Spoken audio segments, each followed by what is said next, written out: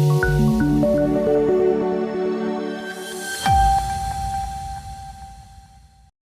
સંક્રાંતિના પાવન અવસરે Morarji Desai national yoga institute ખાતે મોટી સંખ્યામાં લોકોએ સૂર્ય નમસ્કાર કાર્યક્રમમાં ભાગ લીધો।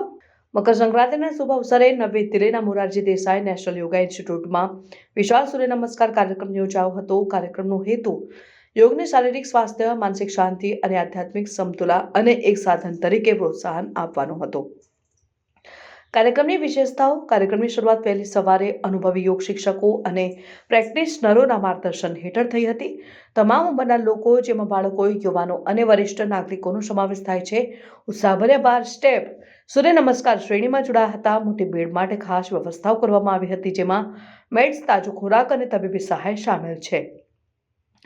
મકર સંક્રાંતિ જે ભારતમાં વ્યાપકપણે ઉજવાય છે, તે સૂર્યના મકર રાશિમાં પ્રવેશને દર્શાવે છે અને આ સમયમાં આધ્યાત્મિક નવીનીકરણ અને સૂર્ય પ્રત્યે કૃતજ્ઞતા વ્યક્ત કરવામાં આવે છે। સૂર્ય નમસ્કાર જે યોગાસનોની શ્રેણી છે, આ કૃતજ્ઞતા અને આદરનું પ્રતીક છે। આ દિવસે સૂર્ય નમસ્કારનો અભ્યાસ કરવાથી તેનો લાભ થાય છે, કારણ કે આ સમયમાં સૂર્યની ઉર્જા ટોચ પર હોય છે।